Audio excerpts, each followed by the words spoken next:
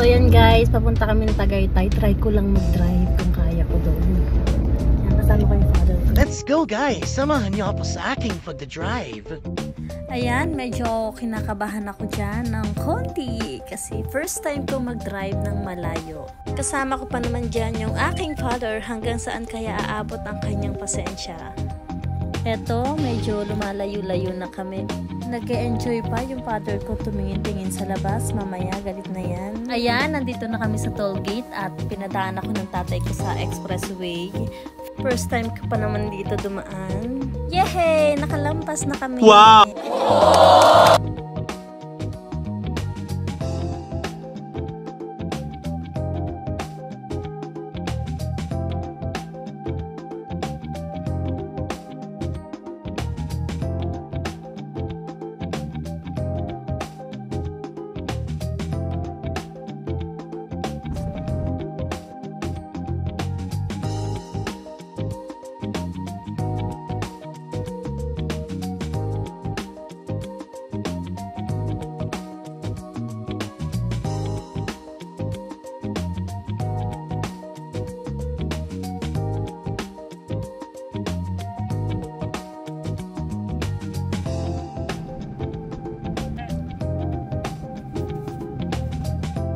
Relax na kami.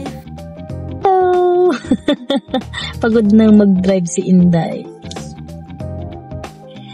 Ang traffic over yan po.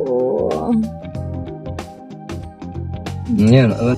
So yan, drive na ulit at nagpahinga lang ako ng saglit sa tabi at nakakapagod din palang mag-drive. Tagaytay Road na tong tinatahak namin. Medyo malayo-layo na itong na-drive ko pero kayang-kaya pa. Ayan, ang ganda ng tanawin pero hindi ako makatingin at nakapokus ako sa pagdadrive ko.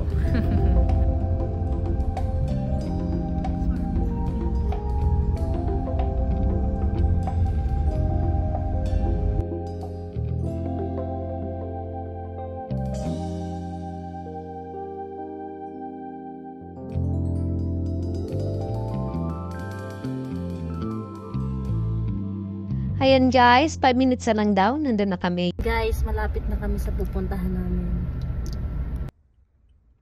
Yehey! Sa wakas, we're here! Ito na yung meeting place na pupuntahan ko. Napadrive tuloy ako ng malayo nang dahil dito. Pero oops, hindi ako siya magpapark. Yung father ko muna kasi hindi pa ako marunong. Hanggang drive lang ako. Ito na po yung meeting place namin na pinuntahan. So, hindi pa ako magpa-park. Hindi ako marunong. Nag-drive lang ako papunta dito. So, ayan. Nandito na kami sa Max. At yan yung isa naming kasama. So, hanggang dito na lang po.